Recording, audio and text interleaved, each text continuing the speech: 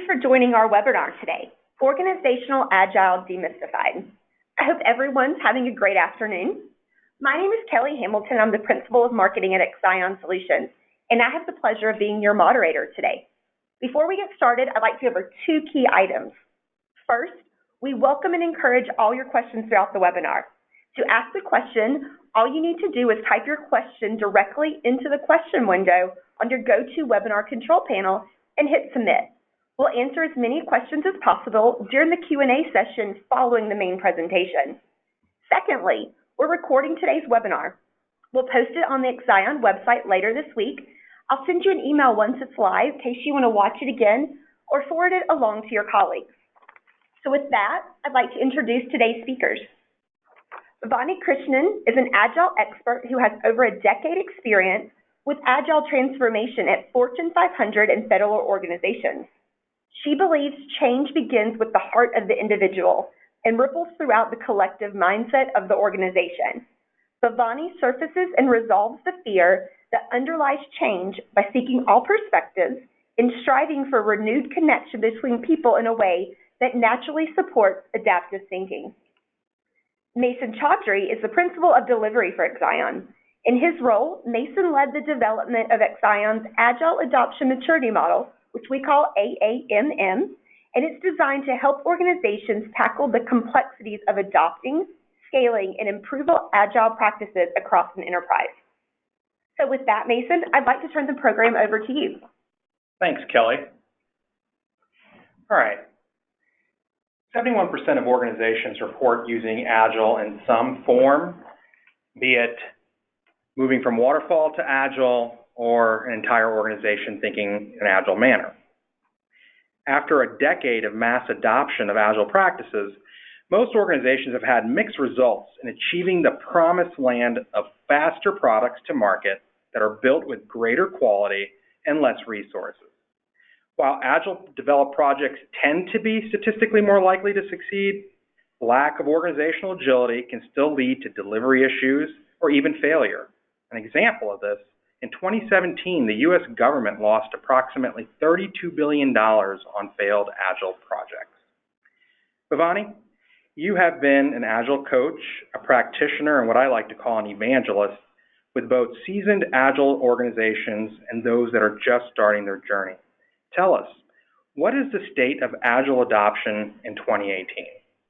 Thank you, Mason. Thanks for having me today. I would be happy to talk to you about the state of Agile adoption today.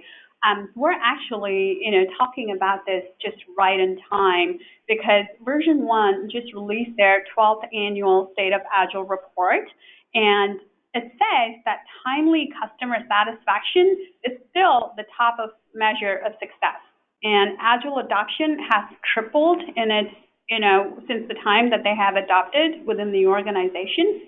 And DevOps initiatives continue to rise, and organizational culture is the focus. So there you have it. We've come a long way from, since Agile was ever introduced or, since the market has been known to it. I totally agree with you.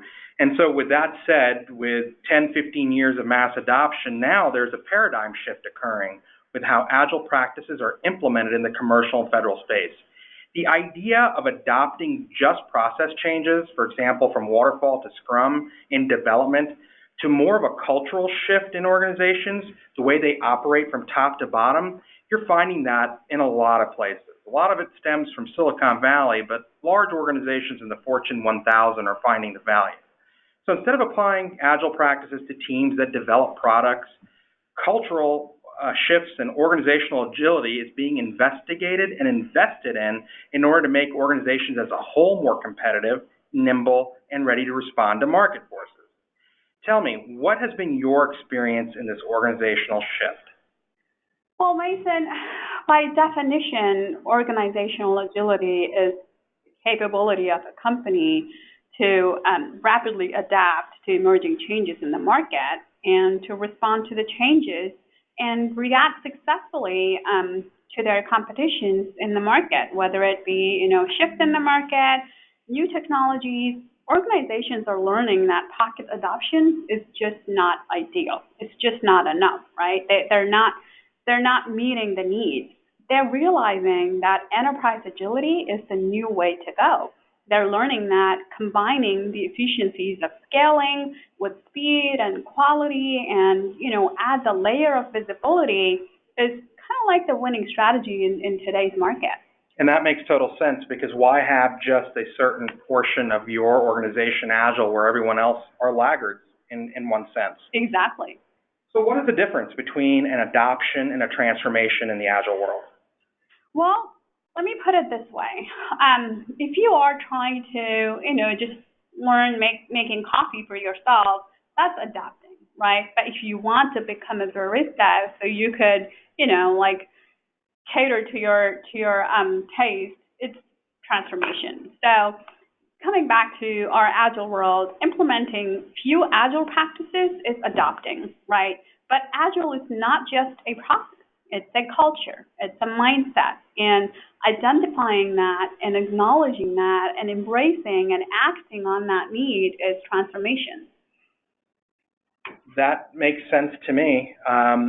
But as many who have joined us might be thinking, is there a level of Agile maturity required for an organization to go down the transformation path? I think the first step, Mason, is to identify, where you are. What is your desire? What's the burning platform or the tipping point requiring a transformation? And then, the second step is to kind of find some aids in the market, whether it's Kotter's 8-step model or ADKAR's model for the change management. And, once you apply yourself to these 1 through 8-step, or in ADKAR, it's probably more like 5, then you want to be able to invest and explore into a maturity model. And I know Exaion has such an effective homegrown tool for assessing organizational maturity and has successfully utilized at current engagements. So, this model right here talks to the 8-step Kotter's model and incorporates the ADKAR model. It's just a good change management tool for the individual and the organizational change. All right, so models and maturity model, you mentioned ADKAR, all of these things are designed with the customer in focus. A customer-centric approach. How can I better serve the customer? Can you provide a few tips on how to stay focused on customer-centric Agile practices? Sure, absolutely. I mean, if you look at the Agile manifesto, right, it clearly states everything, pretty much all the 12 principles, or, the manifesto itself is talking about the customer-centric approach, right? It's one of the foundations. With that said, there are many tools and techniques a team can apply. For an example, the customer journey mapping or empathy mapping. The empathy mapping talks to, what the customer is thinking, what the customer is feeling, and what the customer would want to do. And you can apply that in variety of organizations, whether it is, IT, software, business, HR, you name it. But the customer is the center of the attraction right here. And, you want to be able to create that product canvas to go on the right path. And it all starts right here, right? So it's be all, end all. And again, there are many tools, like I just mentioned here, and we have a few on the screen listed here as well. Fair enough. So customer is our focus. We want to align our practices, our tools, our processes, designing things better for the customer. Yet, Agile leaders and practitioners who are on that customer experience mission face direct and indirect obstacles in actually delivering on the promise of Agile. Can you speak to us today on what you feel are the primary challenges you have found in Agile transformation? Yeah, absolutely. Today we have, like you mentioned, the visibility, quality, and speed is the biggest challenge in adoption, right? With other things, amongst other things. In my experience, I've seen that these are, at many levels, whether at the team or at the program or at the portfolio or at the enterprise. Now, there are other challenges that maybe just only be applicable to the team or just isolated to the management. But when it comes to visibility, that's broad, right? When it comes to quality, it's not something that just affects the team, but it affects all the way across. It's cross-cutting, and same with the feed as well. The vast majority of the community is still learning how to master in geographically distributed teams and integrating the non-traditional, non-IT teams. So Agile is not just for the core team, right? It's an ecosystem of systems. So to do this effectively, you need the visibility, you need the quality, you need the speed. So those are, the main three things, or, the three dimensions that I've seen with the adoption that are still facing challenges. So it's interesting that you mentioned visibility. I personally have been a program manager where there was an absolute disconnect between the senior leadership team, the portfolio level teams, and the teams actually carrying out the bulk of the work. Visibility is an issue. How does the lack of visibility impact organizations from top to bottom? Big time, Mason, big time. We talked about scaling and integrating earlier, right? Now, visibility is the key to functioning and progressing in all facets. And without the visibility, I have experienced the spectrums of organizations suffer with unclear priorities, requirements, and commitments. Visibility at all levels enables the enterprise function like a well-oiled machinery. And I can give you an example from my experience is, a team or multiple teams where there were 2 product line managers or business line owners, right? And there were 5 product owners and, like 6 or 7 teams. So you are dealing with, anywhere between 70 to 80 to team members, right, including the product owners. So with that big of a team, you kind of want to scale the visibility, right? Then it becomes a problem when you're just, meeting with the teams. They have their own Scrum or their own retros or their own review meetings and not collaborating with each other or integrating with each other. It becomes a problem. And then all of a sudden you have this disconnection between the teams and the portfolio and the enterprise at the top level. And then I've seen that, the team on the ground is working off of a complete different set of requirements where the product owner is still prioritizing them. But at the highest level, the executives, they have a different set of priorities. So the teams don't have the big picture. They don't have the visibility. They don't have the product wall. And it still becomes, like very, very siloed. So there you go, So that was the problem. And how we dealt with it was we very quickly realized it. And that's the first step, right? You want to be able to acknowledge it and move on and see what you can do about it. So we very quickly, established a program backlog for the product line managers. And we very quickly implemented Scrum of Scrums. And this is all like, common best practices. It's just that you need to know when to implement it and where to implement it effectively. So once we started, aligning these teams, we kind of like brought in other different best practices from different frameworks. So the teams were still following Scrum, but, instead of going full-blown SAFe and full-blown PI planning, we had a very, very lighted version of the best practices from SAFe. So the teams had, a combined kickoff in the morning, and then they went off planning on their own and then came back with combined closeout. So that kind of started adding visibility to the dependencies, to the risks, and they followed up with Scrum of Scrum. So within 2 sprints, everybody was starting to see the value of the visibility and creating that transparency. But that was just one way. I'm sure there are many in the industry as well. So that's a great example you provided, and we all know that you cannot mandate visibility. So where should visibility start? I think it should start at both ends of the spectrum, Mason. One, at the bottom of the team, and then also at the top level, right? Because you want that alignment. And multiple tools can help with that as well. If you have Jira, there's a big picture. It's a plugin. And you have EasyBI. You can customize it. And version 1, it has, a portfolio level. And Rally, CA Central, they have a portfolio, dashboard as well. So utilizing those kind of tools, you can, connect the bottom to the top. And that's where you need the alignment. Great. All right. So visibility. Definitely need visibility at all levels of the enterprise.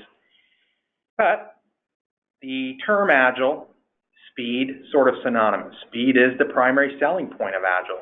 Yet many organizations cannot seem to scale that speed beyond the time box development of the delivery team.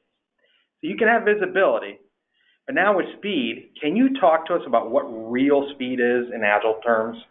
Absolutely, you're right. The 12th annual State of Agile survey results were just released, right? We talked about that in the beginning. It states the top reason for adopting Agile is to accelerate delivery. 75% of the companies adopt Agile to improve time to market. And that's understandable. Yet, speed doesn't mean fast, right? It doesn't mean delivery by burning the candle at both ends of the stick or working, incorrigible hours. I've come across, a few teams that have slept just right beside their desk to meet the deadline. That is not speed, right? And that is not Agile.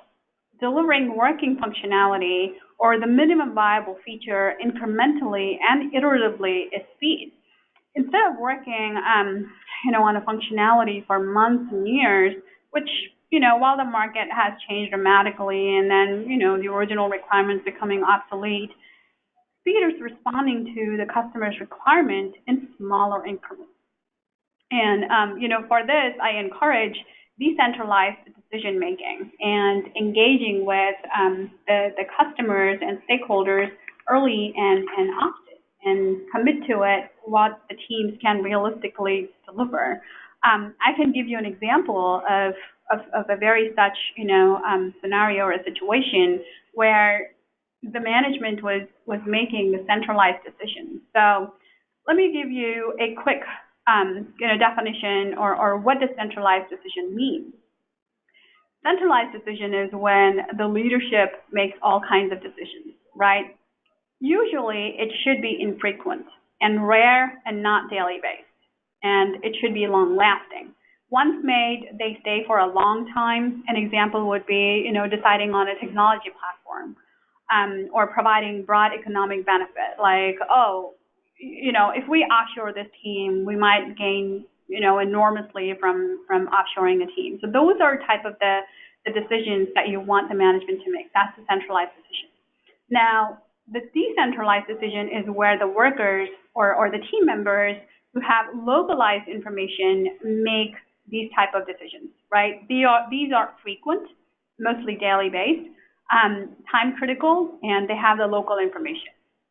So delaying, these point releases or customer emergencies or dependencies with other teams, when you delay these time critical decisions, your cost of delay becomes very, very high, right? And your local information is needed to resolve significant design problems. But think about it in a way where, organizations kind of tend to control even these type of smaller decisions. And that will interfere and hinder your speed. So my advice and recommendation out there is, try and use a lightweight thinking tool for decision making, right? What is supposed to be centralized? What is supposed to be decentralized? And then, what is your time criticality? What are your economies of scale? So add all of those and then see where you reach and try to make that decision, depending on what your needs are. But, always trust your team. Fair enough. So I've got a question for you then. I've worked at an organization that was very myopic to measuring velocity rather than focusing on what the actual product coming out was. That was an actual speed. Yes, they were quick in pushing out poor products, but their speed wasn't reflective of the real throughput. Opinion on that? Absolutely. And out in the industry, if my fellow Agilists would also agree that velocity is just a number, right? And it's not the real measure of value. Instead, you want to be able to measure throughput. You want to be able to measure value delivered. And velocity can be gained, right? Because you're at that point pitting teams against each other. And even if you have just one team, think about it. This sprint, the teams are coming up with a velocity of 20 points. The next sprint, what's the management going to expect?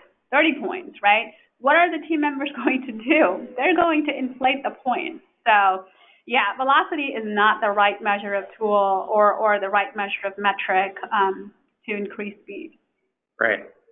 All right. So gain visibility, measure real speed, but at the end of the day, the customer cares about quality, quality, and quality. Agile practices are meant to exponentially improve quality, reduce defects, and make customers grin ear to ear. But yet, even with cross-functional teams, automation and testing, and a full court press of Agile processes, a lot of organizations face quality issues. What's happening here, Bhavani? Cutting corners, Mason. Not employing the necessary tools or investing on the right training, often leads to increased technical debt. I've experienced teams skipping testing during the iterations and leave them for future sprints. It becomes a catch-all, right? It becomes the escape defect, but they do that knowingly, so they could satisfy, the pressure. And some teams are still in the mini waterfall mode, and it becomes a handoff rather than a handshake, right?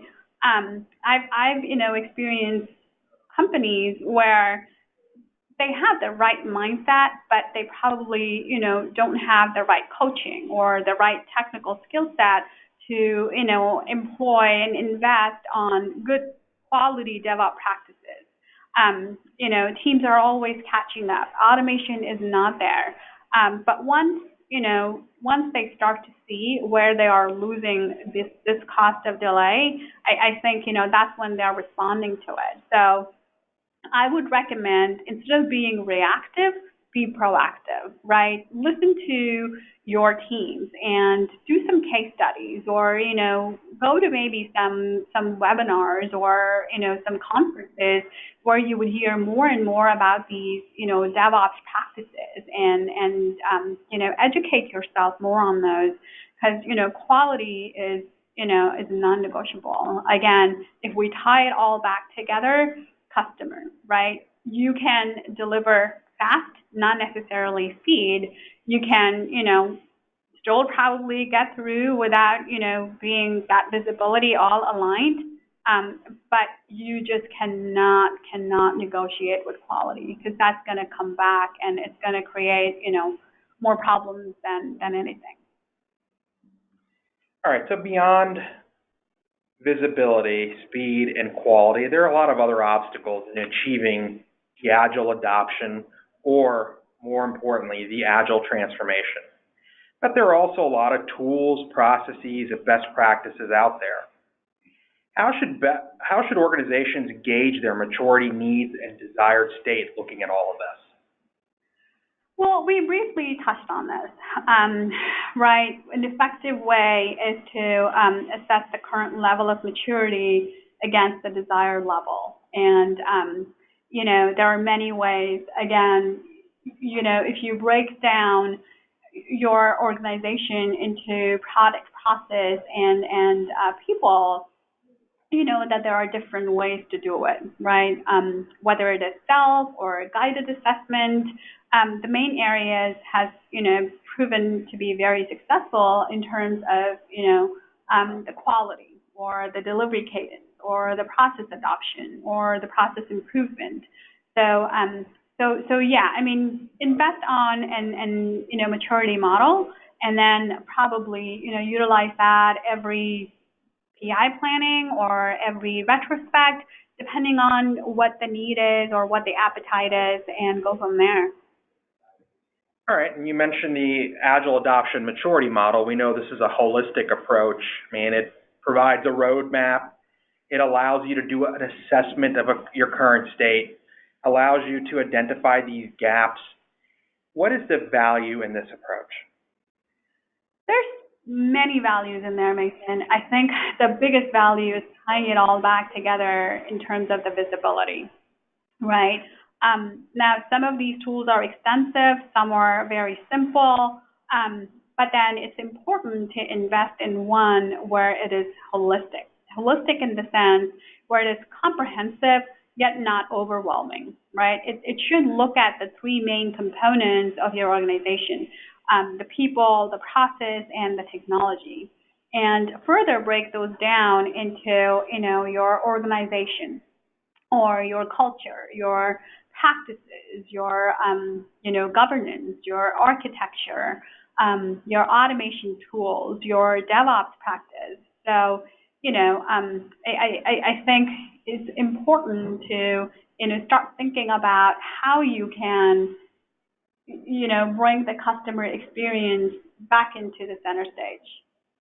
Fair enough. And Bhavani, we've got in our audience, folks are using various flavors of Agile, of frameworks, and associated tools, SAFe, Kanban, pragmatic product management. How does a holistic model such as the Agile adoption maturity model account for all that? Well, the model, has customized assessment categories and questions tailored to accommodate the different frameworks and practices under Agile umbrella. I'll give you an example. So within the practices or the framework, right, there are many flavors of the methodology, right? So you have SAFe, you have Kanban, you have Scrum. So one method may probably not be applicable to the other two.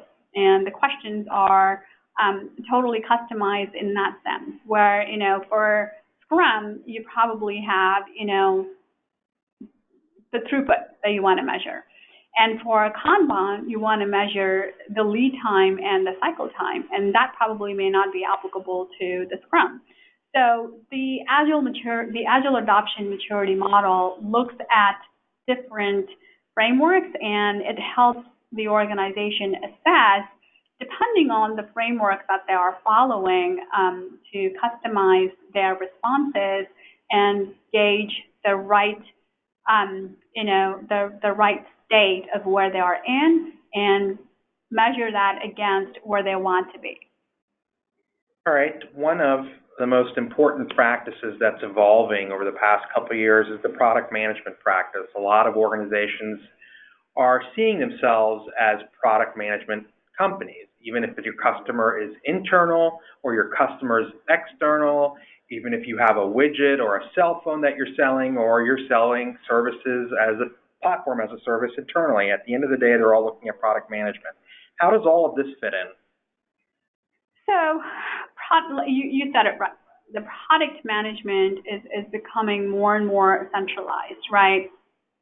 I remember early on, Scrum, product owner used to be the extended team member, but now the product owner is realized as the core team member.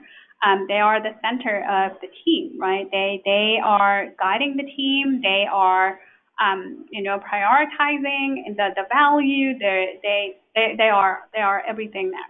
So the Agile adoption maturity model, while, is not just only focusing on the product management practice, it is also the main focus of the model, right? The model focuses on assessing and identifying areas of improvement important for successful implementation of product management practice. An example I can give you is, it touches upon the organization, where, leaders in the organization should be leading the change, right? They should be cultivating the respect for people and culture, and the management should be applying lean thinking. We talked about decentralized decision. And then the model focuses on maximizing value and reducing the risk. And, it also looks at each sprint concludes with a sprint review. Are there opportunities for the team to seek direct feedback from the customer? So there are dedicated and targeted areas within the model itself to help understand an organization where they should be and then measure that against where they are. And that makes sense. And in 2018, we're headed to this third wave of technology and way of doing things. And there seems to be this synchronicity between Agile development, DevOps practices, developing in the cloud, and it makes total sense. I mean, the old days of developing requirements, then developing code, testing it, then requesting infrastructure, something to host the data, those days are going to the wayside. So tell me, when looking at DevOps, what is the value of assessing DevOps along with assessing Agile in your journey? Well, they go hand in hand, Mason. In my experience, whether the organization is just starting or, in their next level of maturity or completely matured, DevOps is something that you should not be without. I've often heard, people say DevOps or refer to DevOps as a separate team. And I hope my fellow Agilists, nodding their head as well, that it is not a team, right? As its essence, Atlassian said that it's a culture, it's a movement, and it's a philosophy, right? It's a culture of shared responsibility, automation of continuous delivery pipeline, and lean flow accelerating delivery, where you are trying to visualize the work in process, you're trying to reduce batch size and manage the queue length, and you're trying to measure everything, and then also stop the line mentality is big time here, because that allows everyone to swarm and fix the problem. And that there are whether it is safe or less or a DAD or Scrum at scale, everybody acknowledges that DevOps is the mindset and the culture of the technical practice. Yeah, and I'm with you 100%. The world is evolving and getting even more competitive, and you've got to be able to think quickly, develop quickly, and deploy quickly. Absolutely. All right, you've given us all sorts of interesting nuggets today, but the reality that any leader will tell you that the most difficult aspect in the Agile journey is getting buy-in to make the cultural change that you're recommending. So how can organizations compel individuals, teams, business units, and even executives to beat that resistance to Agile change? I will quote one of my favorite leader, the chief data officer that I worked for, who inspired me in many ways and encouraged me in many ways to where I am today. He used to say the good formula that he has experienced had worked, and I've seen this too. I've lived through it. Is bottom-up team plus top-down leadership leads to permanence, and that's what we want to be, following. Because you're right, there is, this passive resistance, there's resistance to change, and there's also this active resistance where some team members might say, okay, we'll do it because our organization is mandating it, but then, you come to find out that they don't buy in at all. They're just there so they could, keep their heads down and do whatever that they need to. They don't participate in ceremonies. They don't, feel the energy. They don't feel the excitement. And that becomes contagious, right? But and that's where you want the leadership to come out and, be vocal about it, be local about it. Because, leadership mandating this from closed door, again, is equal to nothing, right? You want them there and promote the transparency and promote the adaptability and the trust. So there you go. The three pillars are the trust, transparency, and adaptability.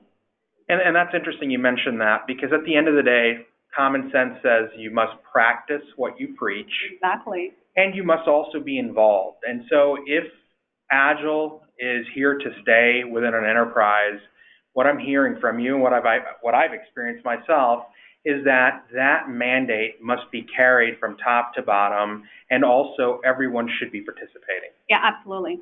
Big time. Well, that's great. You've given us some really good information here, and since you're at it, how about some more free consulting? Any takeaways for our audience? I would suggest to bring it all back together, Mason, right? Customer at the center and surrounded by this visibility, quality, and speed.